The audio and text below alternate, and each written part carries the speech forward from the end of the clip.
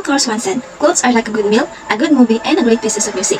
And with that statement, it is important for us to get familiarized about the essential things needed in clothing construction to create a good clothes. Hello everyone and good day. I am Carol Orban, pursuing the Bachelor of Technology and Livelihood Education, major in Home Economics.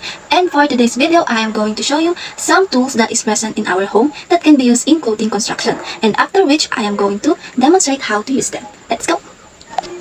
And we have 6 categories in tools and equipment, and I will show what I have in each category. But first, I will show them to you and tell the benefits of each these tools, and after that, I will demo how to use them. So I have here a measuring tape and a ruler for measuring tools, and the benefits of these are to give us an accurate size needed and to have a guide in drafting our pattern. And this is how it's used. So I have here with my sister, and we are going to take her body measurement using this measuring tape, and of course a notebook and a pen where we can tabulate the measurement. So first, we will take the measurement of the shoulder bone. We'll start at 0 and go to left to right. 15. The next one is the back chest. Back chest is here. 15. And the shoulder to waist. This is the shoulder to waist. 14. The next one is the armhole. This is the armhole. 17. Next is the neck circumference. So, this is the neck.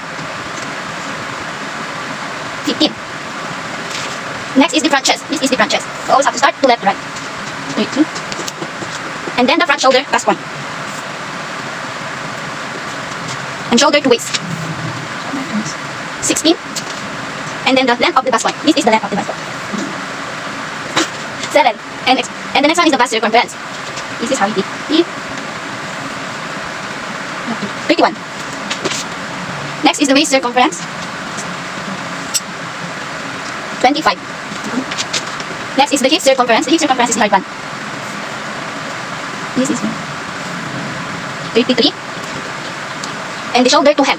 Shoulder, this point up to this point. 20. Yes, 20.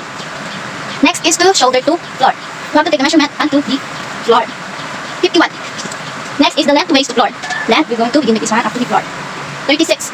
Next is the length sleeve, the last one. So length sleeve is here. 27. And that is how we take the body measurement of the person. And I also have here a pin or a bell pin and a pin cushion for drafting tools. With all the drafting tools benefit us to fix a pattern essential for drafting and drawing a pattern. So for example, we have here a sleeve pattern. Okay, this is only an example, and this pattern we're going to put this into a fabric. So the use of this pin is for busting and fixing pattern into the fabric to work more easier and quicker. And I'll show it to you. Okay. For example, this pin, we're going to put this into a pattern to put here in the fabric. So, yeah.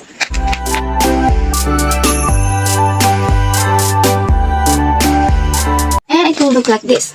Okay. So the use of this pin cushion is if we're going to remove the pin, we are going to hold this pin into a pin cushion. Okay.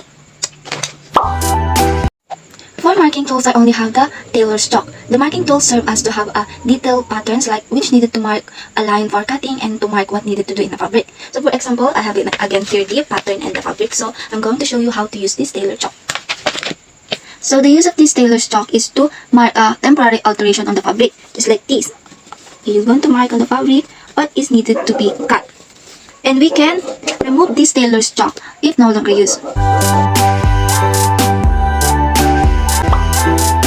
For cutting tools, unfortunately, I only have a shears, and a shears is different from a scissor. As you can see, there is a small ring for the thumb and a large ring for the second, third, and fourth finger. And this is used for cutting out, and a sewing scissor for trimming a seams and a facings. But all the cutting tools are benefit to help us to trim, cut out excess fabric, and to cut a paper for its pattern.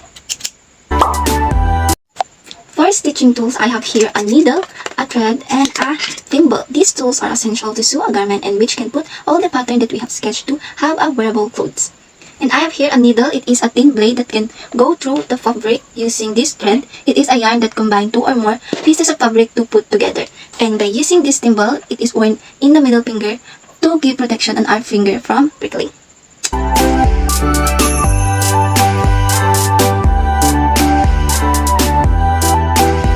This is an example, and we can put this needle into a pin cushion if no longer needed. And for the last category, we have the finishing tools. I have here the iron and the iron board over there. So with these tools from the word itself, finishing, this can help to finish the overall outcome of the finished product. That enhances its appearance to make it more pleasing to the eyes. So this is how we use the iron and the iron board. So as you can see, this iron has a type of fabric where we can choose to. We have the linen, cotton, wool, silk, and nylon. Since I'll be using a cotton type of fabric, and I will just put it on a cotton. Yeah, cotton. And this is the iron board. It is a flat surface where we can place the fabric or the clothes. And the use of the tip of this flat board is to put the hole in this one, just like this. And this is how we place a cloth on an iron board. Now it is ready to. We also need to remember to check the heat of the flat iron before pressing it onto the garment. And this flat iron also has a features where you can put a water for if it's needed, we're going to water our fabric.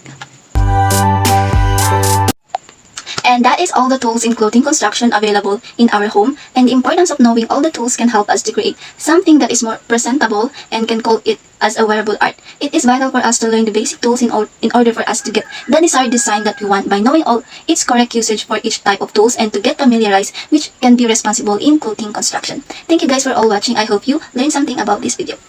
Bye-bye!